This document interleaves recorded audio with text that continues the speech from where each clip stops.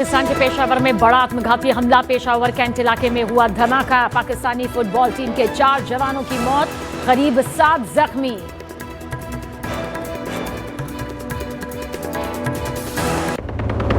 Delhi NCR में बढ़ते प्रदूषण से लोग बेहाल। कई इलाकों में AQI 400 के पार। इंडिया गेट पर कल हुए प्रदर्शन में नक्सली हिडमा के लगे नारे, 15 गिरफ्तार। समाजवादी पार्टी के अध्यक्ष अखिलेश यादव ने उड़ाया पीएम मोदी के विजन 2047 का मजाक। बोले 2047 तक पीएम मोदी ही धरती पर नहीं रहेंगे। बीजेपी ने कहा अखिलेश को जनता देगी जवाब। नहीं यहाँ पे धरती पे बातें कर रहे थे मतलब।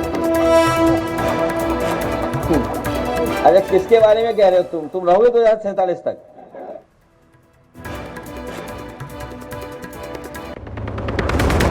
झारखंड सरकार में मंत्री इरफान अंसारी का SIR को लेकर भड़काऊ बयान। अधिकारियों के सामने लोगों से कहा अगर BLO घर पर आए तो उसे घर में बंद कर देना।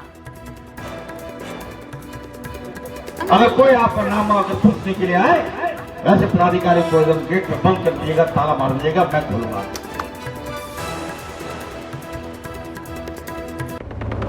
पाकिस्तान के सिंध प्रांत पर रक्षा मंत्री राजनाथ सिंह का बड़ा बयान। बोले सभ्यता के हिसाब से सिंध हमेशा से भारत का ही हिस्सा, बदल भी सकती हैं सीमाएं। अलग सिंध देश की मांग करने वाले सईद GM सैयद ने किया समर्थन। क्या पता कल को सिंध भारत में फिर से वापस आए।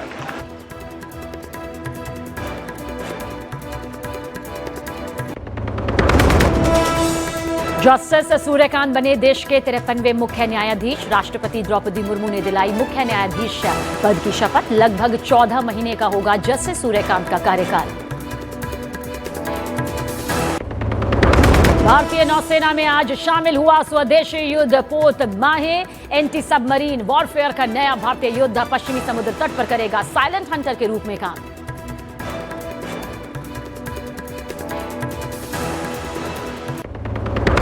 दिल्ली ब्लास्ट की जांच में बड़ा खुलासा। सूत्रों के मुताबिक विस्फोटक बनाने के लिए नेल पॉलिश रिमूवर और पिसी हुई चीनी का किया गया था इस्तेमाल। आपस में चीनी भाषा में बात करते थे आतंकी।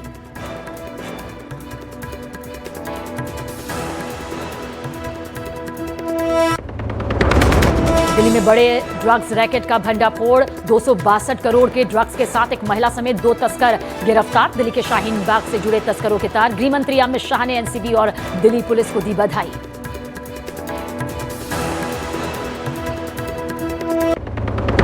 इजरायल का लेबनान की राजधानी बैरूत पर बड़ा हमला। नेतन्याहू का बड़ा दावा, बैरूत हमले में हिजबुल्लाह के चीफ ऑफ स्टाफ की मौत।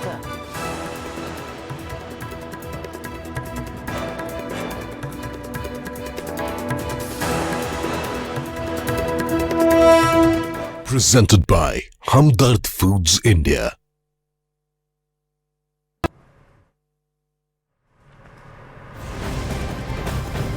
और देखिए पाकिस्तान के पेशावर कैंट से ये तस्वीर आपके सामने। हमले का नया वीडियो सामने आया है। ये CCTV वीडियो आप देख रहे हैं जिसमें पेशावर में फ्रंटियर कोर के मुख्यालय के गेट पर जोरदार धमाका होता दिखाई देता है। जानकारी के मुताबिक ये आत्मघाती हमला था जिसमें 3 जवानों की मौत हो गई। पाक मीडिया के मुताबिक एक हमलावर ने खुद को गेट पर ही उड़ा दिया जबकि 2 अंदर दाखिल हुए जिन्हें मार गिराया गया। ये फुटेज इस वक्त आपके सामने है। सेना के फ्रंटियर कोर पर आत्मघाती हमला यहां पर होता है और देखिए ऐसा जोरदार धमाका जिसमें पास में लगे CCTV कैमरे के जरिए मेन गेट का ये CCTV वीडियो आपके सामने मौजूद है।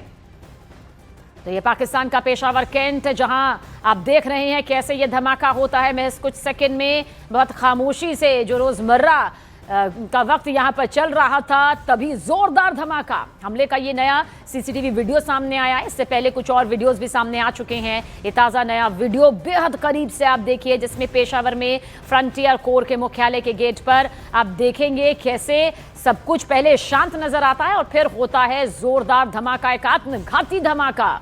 जानकारी के मुताबिक ये आत्मघाती धमाका था जिसमें 3 जवानों की मौत हो गई। पाक मीडिया के मुताबिक एक हमलावर ने खुद को गेट पर ही उड़ा दिया।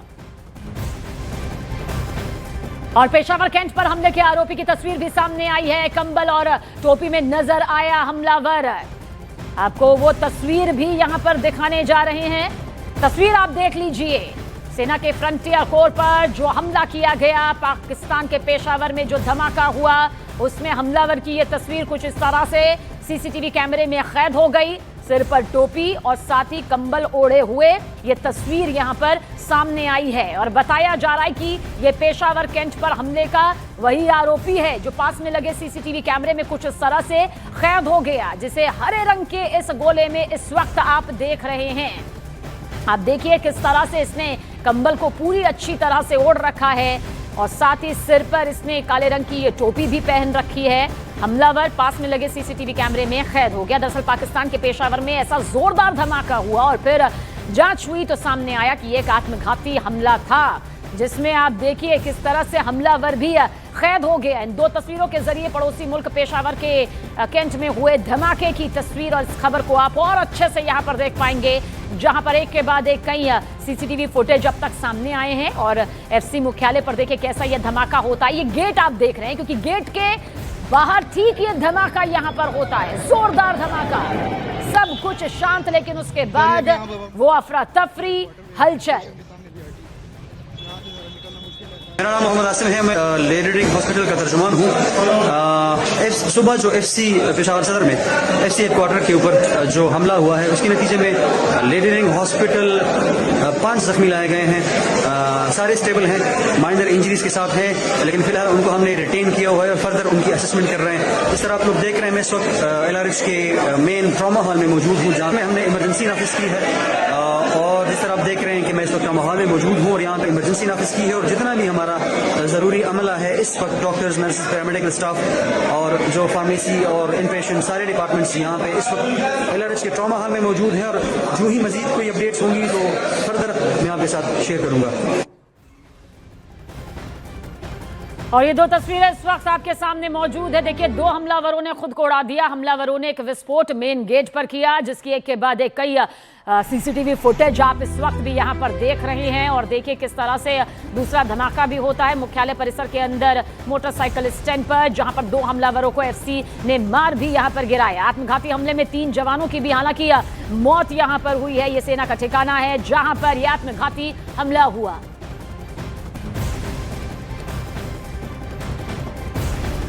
और दिल्ली के इंडिया गेट पर रविवार की शाम प्रदूषण को लेकर हुए प्रदर्शन में दिल्ली पुलिस ने एक्शन ले लिया। पुलिस ने अब तक 22 प्रदर्शनकारियों को गिरफ्तार किया है, जबकि कुछ लोगों को हिरासत में भी लिया गया। पुलिस ने 2 थानों में FIR दर्ज की है। जानकारी दे दें कि प्रदर्शन में शामिल कुछ लोगों ने नक्सली कमांडर हिडमा के समर्थन में ये नारेबाजी की थी। प्रदर्शनकारी अपने साथ हिडमा के बाकायदा पोस्टर लाए, हिडमा के नाम की लिखी तख्तियां लेकर आए थे और फिर नारेबाजी यहां पर करने लगे। समर्थन में, हिडमा के समर्थन में ये नारेबाजी हुई और प्रदर्शन के दौरान पुलिस कर्मियों पर मिर्ची वाले स्प्रे यानी कि चिली स्प्रे का भी इस्तेमाल किया गया, जिसमें पुलिस वाले जख्मी भी हुए। और देखिए कैसे ये हंगामा यहाँ पर बरपा, जिसके चलते कई गिरफ्तारियां हुई हैं और कुछ को हिरासत में भी लिया गया है ताकि पूछताछ यहाँ पर की जाए। हालांकि इस बीच सवाल यही खड़ा हो रहा है कि प्रदूषण को लेकर जो बवाल यहाँ पर मचा, जो प्रदर्शन यहाँ पर सामने युवाओं के जरिए आया, आखिर वो नक्सली हिडमा के समर्थन में क्यों दिखाई दिया पोस्टर और तख्तियों के जरिए। देवेश जी, क्या कार्रवाई की गई है? कल जो प्रदर्शन हो रहा था और ये कैसे हिंसक हुआ? कुछ प्रोटेस्टर पुलिस की गार्ड में इकट्ठे हुए थे इंडिया गेट पे, लगभग 50-60 के लगभग थे। जब उनको बताया गया कि ये जगह प्रोटेस्ट के लिए नहीं है, आपको अगर प्रोटेस्ट करना है तो आप प्रॉपर एप्लीकेशन देके प्रोसीजर फॉलो करके आप जंतर मंतर पे प्रोटेस्ट कर सकते हैं। इस चीज़ को उन्होंने नहीं सुना और हमारे जो बैरिकेड जो लोगों के मूवमेंट को चैनलाइज करने के लिए लगाया जाता है, उनको तोड़ते हुए सी हेक्सागन का जो मेन रोड है उसके ऊपर वो लोग आगे बैठ गए थे। वहाँ पे उनको काफ़ी समझाया गया कि पीछे इमरजेंसी में एम्बुलेंस हैं, कुछ लोगों हैं जिनको घर जाना है, ये मेन कनेक्टिंग रोड है, इसको खाली कर दिया जाए। रोड जाम करने से लोगों को असुविधा उत्पन्न हो रही है। कुछ लोग उग्र भी हो रहे थे, जिसको देखते हुए ऐसा लग रहा था कि इनके बीच में स्कफल हो सकता है। इसी कारण ने पुलिस को उनको उठा के रोड के साइड में करना चाहा। इसी दौरान उन प्रोटेस्टर्स ने पुलिस पे चिल्ली पाउडर का इस्तेमाल भी किया और उन्होंने पुलिस के साथ हाथापाई भी की। इस चीज़ को देखते हुए हमने इसमें लीगल एक्शन लिया है, उन लोगों को डिटेन भी किया। सर, किस तरह के पोस्टर लेके आए थे? एक नक्सली के पोस्टर जिनके हाथ में देखे गए, उसके सपोर्ट में नारे लगाए गए, जो अभी हाल में मारा गया सिक्योरिटी फोर्सेज की कार्रवाई में। निश्चित ही हम इसकी गहनता से जांच कर रहे हैं और ये एक जांच का विषय है। सर, ये कौन प्रदर्शनकारी हैं? किस संगठन से जुड़े हुए हैं? कॉलेज स्टूडेंट हैं? थोड़ा इनके बारे में बता पाएं जो अरेस्ट किए गए हैं। ये हम इसका भी अन्वेषण कर रहे हैं। अन्वेषण होने पर जो क्लियरिटी आएगी उसके विषय में आपका विषय बताया जाएगा। कितनी FIR दर्ज हुई है? टोटल कितने लोग अभी तक गिरफ्तार हैं और कितने लोग डिटेन हैं? जिन लोगों ने अपराध किया है वहाँ पे पुलिस के साथ हाथापाई, चिल्ली पाउडर का इस्तेमाल करना या रोड को जाम करना, उनके खिलाफ हमने लीगल एक्शन ली है। उन लोगों को हमने अरेस्ट किया है और एफआईआर भी इसमें रजिस्टर हुई है। सर, इसमें ये नक्सल एंगल है, उस पर जांच कर रहे हैं कि इसके पीछे कोई संगठन तो नहीं था, ये इस प्रदूषण के आड़ में ये जो इस तरह से नक्सली के सपोर्ट में वहाँ पर नारे लगाए गए? ये एक इन्वेंशन का विषय है और इनकी गहनता से जांच की जाएगी। शुक्रिया। तो ये थे डीसीपी नई दिल्ली जो बता रहे हैं कि किस तरह से इस मामले में एफआईआर दर्ज कर ली गई है, आरोपियों को गिरफ्तार कर लिया गया है और जो नक्सली के पोस्टर लेके जो प्रदर्शनकारी पहुंचे थे उस मामले की जांच लगातार जारी है। कैमरा पर्सन यश के साथ आनंद तिवारी, न्यूज़ 18 इंडिया, दिल्ली। लेकिन देखिए, इस मुद्दे को लेकर दिल्ली की सियासत भी गर्मा गई है। बीजेपी नेता तरुण चुघ ने साफ कर दिया कि प्रदर्शन करना लोगों का अधिकार है, लेकिन निर्दोष लोगों के हत्यारों को महिमा मंडन करने वाले वामपंथी विचारधारा के टूल किट। आंदोलन करना लोकतांत्रिक व संवैधानिक अधिकार है, लेकिन निर्दोषों की निर्मम हत्या करने वाले अत्याचारी, आतंकी एवं नक्सलियों का महामंडल करना, उन्हें महामंडित करना, उनके पोस्टर लेके घूमना, ये घिनौना अपराध। हिडमा अपने आप में देश के लिए पॉल्यूशन था और उसको ख़त्म किया तो जो पॉल्यूशन के आड़ में लोग हिडमा की बारे में नारे लगाने लगे और देश विरोधी नारे लगाने लगे। ये कौन लोग हैं? ये जो प्रोटेस्ट जीवी हैं, ये जानबूझकर इस तरह की हरकत करते हैं और ऐसे लोगों को चिन्हित करके ये अर्बन नक्सल हैं, इन पर कार्रवाई करनी चाहिए। देखिए, उधर दिल्ली पुलिस का कहना है कि प्रदर्शनकारियों ने पुलिसकर्मियों पर मिर्ची स्प्रे का इस्तेमाल किया, जिसकी वजह से कई पुलिसकर्मी जख्मी तक हो गए। दिल्ली पुलिस का कहना है कि पुलिसकर्मियों पर हमला करने वालों पर कानूनी कार्रवाई की जाएगी। फिलहाल हिरासत में लिए गए प्रदर्शनकारियों से पूछताछ की जा रही है। पुलिस के दावों के मुताबिक जिस वक्त प्रदर्शनकारियों को हटाने की कोशिश की जा रही थी, उस वक्त प्रदर्शनकारियों ने पेपर स्प्रे का इस्तेमाल किया, जिससे वहां अफरा तफरी मच गई। पुलिस और प्रदर्शनकारियों के बीच हल्की झड़प भी यहां पर हुई।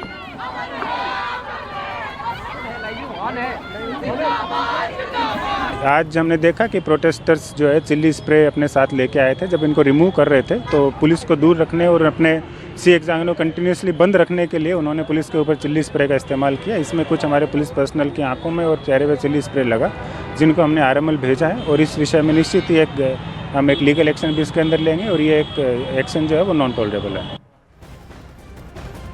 तो जिस नक्सली कमांडर माडवी हिडमा के लिए समर्थन भरे नारे लगे, उसके बारे में जान लीजिए। हिडमा 2 दशक से आतंक का पर्याय बना हुआ है। वो कई बड़े नक्सली हमलों का मास्टरमाइंड था। 2010 से शुरुआत करें तो दंतेवाड़ा में हुए हमले में हिडमा का हाथ था। इस हमले में सीआरपीएफ के 76 जवान हमारे शहीद हो गए थे और इसके बाद साल 2013 में छत्तीसगढ़ के झीरम घाटी में एक बड़ा हमला होता है, जिसमें 27 लोगों की जान चली जाती है, जिसमें कांग्रेस के कई नेता शामिल थे। साल 2017 जब सुकमा घाटी में हुए नक्सली हमले का मास्टरमाइंड भी हिडमा ही निकलता है और इस हमले में हमारे 25 जवान शहीद हो जाते हैं। इसके बाद साल 2021 जब सुकमा बीजापुर में नक्सलियों ने हमला किया, जिसमें सुरक्षा बल के 22 जवान शहीद हो गए थे। तो यह था नक्सली कमांडर हिडमा। और ये बड़ी खबर आप तक पहुंचा दे। ब्रेकिंग फास्ट, एसआईआर पर झारखंड के मंत्री इरफान अंसारी का भड़काऊ बयान सामने आया। बीएलओ घर पर आए तो उसे बंद कर दें। बीएलओ नाम काटने आ रहा है, मेरे आने के बाद ही बीएलओ को छोड़ना। यह भड़काऊ बयान देखिए किस तरह से सामने आया है। सहयोग करने की बजाय उसका विरोध किया जाए, और विरोध ही नहीं बल्कि जो अधिकारी जो टीम घर पर आए उसे बंद कर दें, और जब मैं आऊं उसके बाद ही बीएलओ को छोड़ना। तो एसआईआर के नाम पर यह भड़काऊ बयान, विवादित बयान झारखंड के मंत्री के जरिए सामने आया है। झारखंड के मंत्री इरफान अंसारी का यह भड़काऊ बयान बताने के लिए काफी है कि किस तरह से बात सिर्फ विरोध प्रदर्शन तक नहीं है, बल्कि भड़काऊ बयान के जरिए माहौल खराब करने तक भी पहुंच गई है। तो बीएलओ घर पर आए तो उसे बंद कर दें, यह मंत्री जी की तरफ से कहा जा रहा है। आपकी नागरिकता छीन लिया, आपको पहचान छीन लिया, आपको घुसपैठिया बना दिया इन लोगों ने। कोई हक समाज में आपको कोई हक नहीं मिलेगा। और अब बंगाल में एसआईआर लागू कर रहा है। और उसके बाद झारखंड में करेगा। मैं आप सबको कहना चाहता हूँ, एकदम अगर कोई नाम आपका काटने के लिए आए, अगर कोई आपका नाम अगर पूछने के लिए आए, वैसे पदाधिकारी को एकदम गेट में बंद कर दीजिएगा, ताला मार दीजिएगा, मैं खोलूंगा। किसी कीमत पर मैं बता दे रहा हूं आपको, अपना नाम नहीं काटने दीजिएगा। इरफान अंसारी के बयान पर बीजेपी का पलटवार भी सामने आया है। बीजेपी ने कहा इरफान का बयान गैर जिम्मेदाराना है, जनता को गुमराह करने की कोशिश की गई है, बयान लोकतांत्रिक मर्यादा का अपमान है, उल्लंघन है। कांग्रेस ने हमेशा बांग्लादेशी घुसपैठियों का साथ दिया है। बीजेपी ने यह भी कहा कि इरफान अंसारी को अपने बयान के लिए माफी मांगनी चाहिए। दरअसल इरफान अंसारी ने क्या कुछ कहा वो अभी आपने यहां पर सुना। निशिकांत दुबे ने सोशल प्लेटफॉर्म एक्स पर पोस्ट करते हुए लिखा, एसआईआर को लेकर मंत्री डॉक्टर इरफान का बयान न सिर्फ गैर जिम्मेदाराना है बल्कि जनता को गुमराह करने की कोशिश भी है। बीएलओ जैसे जमीनी स्तर पर काम करने वाले अधिकारी जब घर घर जाकर सत्यापन करते हैं तो उन्हें बांधने की बात करना प्रशासनिक व्यवस्था और लोकतांत्रिक मर्यादा का अपमान है। ऐसे बयान समाज में भ्रम फैलाते हैं। कांग्रेस ने हमेशा से यही राजनीति की है और बांग्लादेशी घुसपैठियों का साथ दिया है। वहीं बीजेपी के प्रदीप भंडारी ने भी हमला बोला और सोशल प्लेटफॉर्म एक्स पर पोस्ट करते हुए लिखा, यह वही तुष्टीकरण का स्तर है जिसे अब लगभग खत्म जो हो चुका है इंडिया गठबंधन अपनाता है। इरफान अंसारी साफ साफ मान रहे हैं कि उनका पूरा राजनीतिक अस्तित्व धोखाधड़ी, फर्जी वोटरों और गैर कानूनी नामों पर टिका है। आगे लिखा, कांग्रेस अवैध घुसपैठियों के साथ खड़ी है। प्रदीप भंडारी की तरफ से यह पोस्ट यहां पर किया गया है। कुछ भी बोलते हैं, मंत्री बन गए हैं लेकिन मंत्री की गरिमा को तोड़ते हैं। किस तरह का बयान दे रहे हैं? एसआईआर में बिहार के अंदर एसआईआर हो गया, क्या मुसलमान घुसपैठिए घोषित हो गए? इस तरह के बयान के लिए उनको माफ़ी मांगनी चाहिए और उन पर मुकदमा होना चाहिए कि इस तरह बीएलओ को घर में बंद करने की बात कही है। ये करने की हिम्मत कैसे की उन्होंने? और इस बीच कांग्रेस नेता संदीप दीक्षित ने भी इरफान अंसारी के बयान को गलत ठहराया। न्यूज़ 18 इंडिया से खास बातचीत में उन्होंने कहा कि मंत्री को ऐसा बयान नहीं देना चाहिए। हालांकि साथ में उन्होंने माना कि बिहार की हार में एसआईआर की बड़ी भूमिका रही।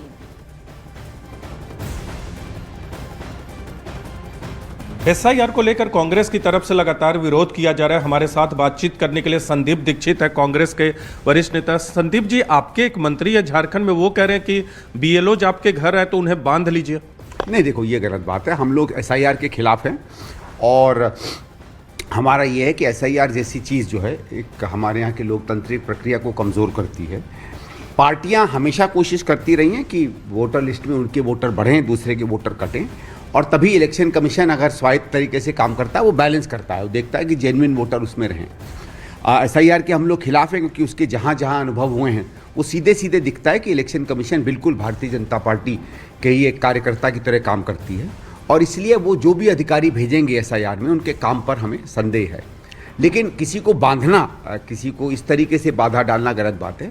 हमारा काम होना चाहिए कि हमारे जो BLA1 BLA2 जो हैं, जो हमारे बूथ के और इलाके के होते हैं, वो उनके साथ जाएं, इस बात को सुनिश्चित करें, अपना रिकॉर्ड बनाएं। बल्कि मैं तो ये कहूँगा कि उनके BLA के जाने के बाद हम लोगों को अपना भी सर्वे करना चाहिए और उस हिसाब से सीटें बनानी चाहिए। इतना पुख्ता इंतज़ाम करें आंकड़ों का और हकीकत को डॉक्यूमेंट करने का कि इलेक्शन कमीशन कहीं किसी भी तरीके से वहां से सत्य से भाग ना पाए, लेकिन किसी को रोकना। ब्रेकिंग फर्स्ट, आज कोलकाता में बीएलओ का मार्च, सड़कों पर उतरेंगे एसआईआर प्रक्रिया में शामिल। बंगाल के बीएलओ ने चुनाव आयोग को इस बाबत खत भी लिखा। बीएलओ की चिट्ठी में मानसिक तनाव की बात देखिए यहां पर कही गई है। इस वक्त की बड़ी खबर आप तक पहुंचा दें। देखिए, आज कोलकाता में बीएलओ का मार्च है। हालांकि एक मुद्दा बीएलओ को दिए गए बयान को लेकर जहां तूल पकड़ रहा है, तो दूसरी तरफ सड़कों पर एसआईआर की प्रक्रिया में शामिल जो हैं बीएलओ, वो आज उतरेंगे। पश्चिम बंगाल के बीएलओ ने चुनाव आयोग को इस मद्देनजर चिट्ठी भी लिखी और बीएलओज ने अपनी चिट्ठी में क्या कुछ बताया वो अब आपको बताते हैं। सभी बीएलओ पर काम का बहुत ज्यादा बोझ है, जिसकी वजह से बीएलओ मानसिक तनाव से जूझ रहे हैं। लेटर में, खत में मांग की गई कि बीएलओ ऐप में एडिट ऑप्शन को लगा दिया जाए। स्लो सर्वर पर ध्यान देने की मांग भी की गई है। हर ERO की तरफ से मिल रहे अलग अलग निर्देशों से मिसकम्युनिकेशन की बात भी इस लेटर में की गई है। एक शिकायत यह है कि डिजिटलाइजेशन अपडेट खुद BLO नहीं दिखा पा रहे हैं। ऐसे में SIR प्रक्रिया के बाद से जान गंवाने वाले BLO के परिजनों को आर्थिक मदद की भी मांग इस लेटर में की गई है ताकि उनके परिवार को मदद यहां पर मिल सके। लेकिन देखिए, सबसे पहले राहुल गांधी ने भी SIR पर सवाल उठाए थे। उन्होंने अपने पोस्ट में क्या कुछ लिखा था वो आपको बताते हैं। राहुल गांधी ने लिखा था कि SIR के नाम पर देश भर में अफरा तफरी मची हुई है। नतीजा, ये प्रश्न चिन्ह उन्होंने लगाया। 3 हफ्तों में 16 BLO की जान चली गई। राहुल गांधी ने SIR को सुधार की बजाय थोपा गया जुल्म बताया और कहा कि ECI ने ऐसा सिस्टम बनाया है जिसमें नागरिकों को खुद को तलाशने के लिए 22 साल पुरानी मतदाता सूची के हजारों स्कैन पन्ने पलटने पड़े।